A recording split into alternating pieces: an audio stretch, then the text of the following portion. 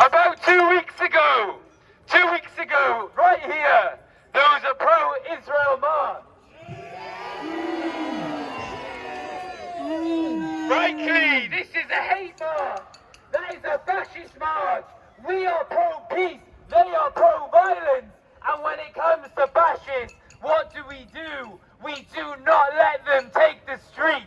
These are our streets. Whose streets? Our streets. Whose streets? Our streets. Whose streets? Our streets.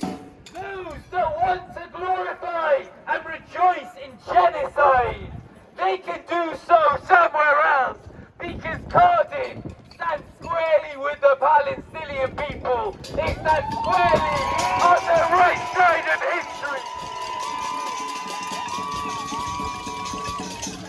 It says ceasefire now. It says end the occupation. It says end apartheid. And it says free Palestine.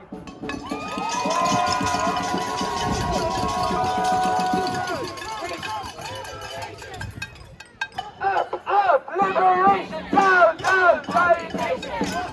Liberation, down, occupation. Up, liberation, down, occupation. Up, liberation, down, occupation. We need to make this country and this city hostile to ideas that allow for genocide to take place. And frankly, that's what Israel is.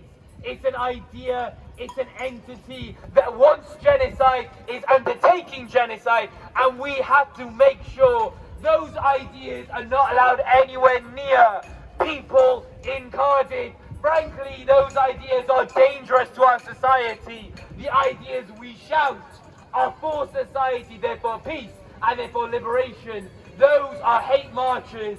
Those should not be allowed anywhere on our streets. And I don't think I saw many police around from the videos I saw, but look how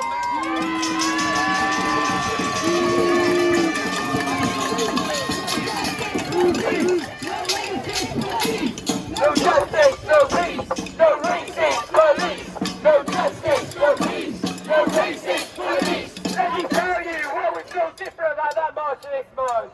And it's a shade of colour. It's a shade of colour, and it's the country. Fight for. Let's take one moment to say one thing about the police.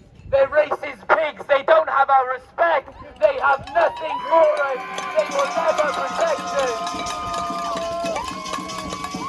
They will die at the feet of Barclays if it means Palestine and Palestinian children continue to die.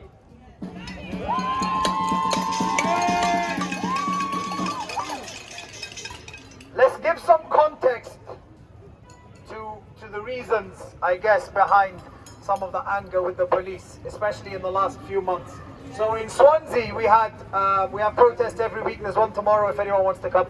But we had 2 weeks in a row where there were 2 incidents. One of the incidents, one of our one of Wales's most long-standing Palestinian solidarity supporters, an Irish lady called Dee.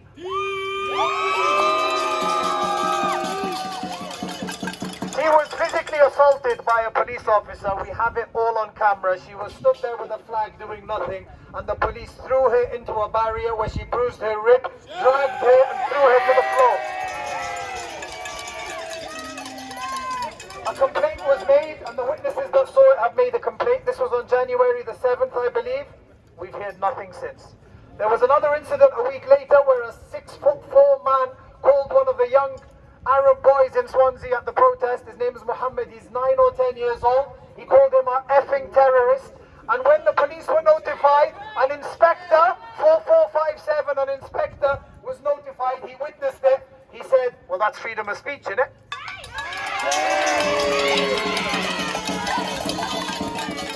So obviously we made a complaint about this in January. I received a phone call about 10 days ago by a superintendent here in Cardiff about the complaint about this police officer. So he took a bit more information, and do you know what he said to me at the end?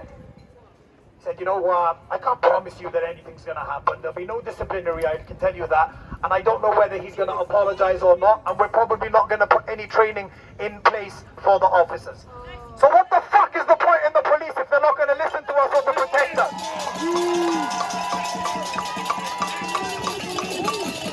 So this is why. No justice, no peace. No racist police. No justice, no peace. No racist police. No justice, no peace. So this is why people need to know that it's not just a random agenda where we're here saying, oh, we don't like the police. No, we tried to work with the police in October, November and December, and things were okay and smooth. January, things changed all over the UK. January, they started coming down harder on us. But not just with the Palestine movement, even with the racism, the Cardiff 5, all of these things. The police have institutional racism instilled in the system.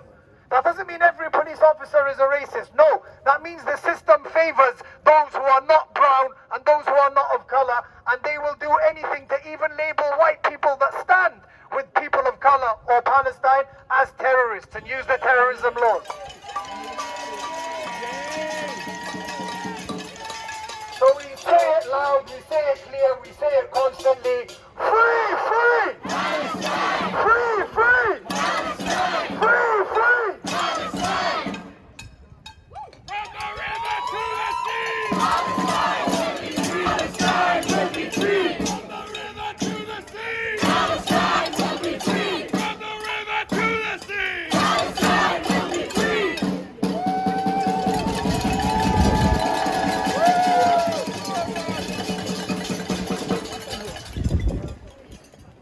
Hello everyone.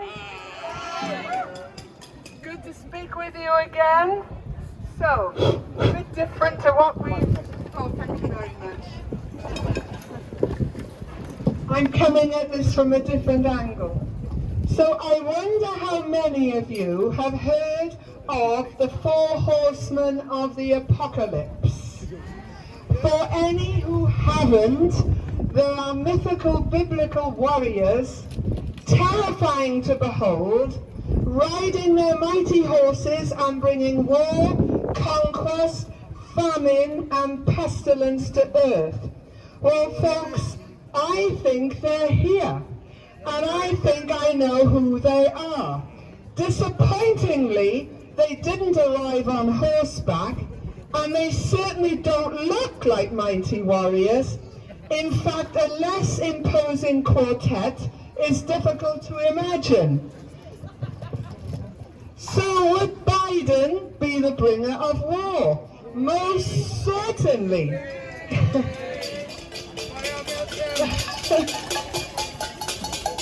He represents the US, hooked on endless war.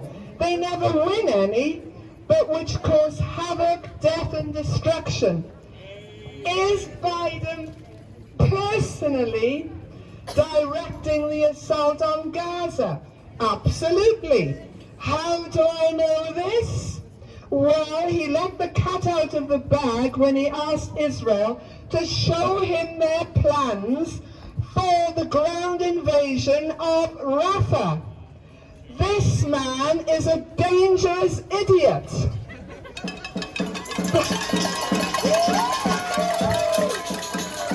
Biden, shame on you! So what about Sunak? Could he be the candidate for bringing conquest? I think so. After all, he represents the UK, which has launched more conquests around the world than any other country in history. Nearly all of them are lost, thank goodness. So maybe Sunak is desperately trying to cling on to Israel, the West's military outpost in the Middle East, which ensures a continuation of unrest and instability in the region. The Arab nations must not be allowed to form peaceful alliances with each other. Too threatening. Sunak, shame on you!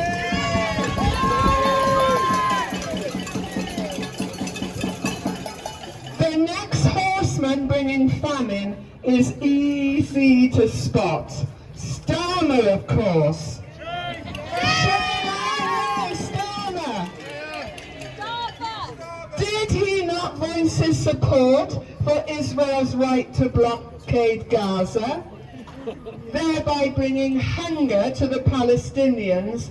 He denies it now, but we all know he's a liar.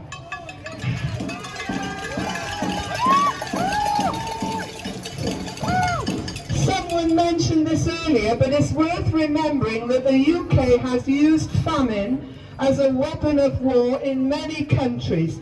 For example, Ireland and India, where millions died. So shame on you, Starmer!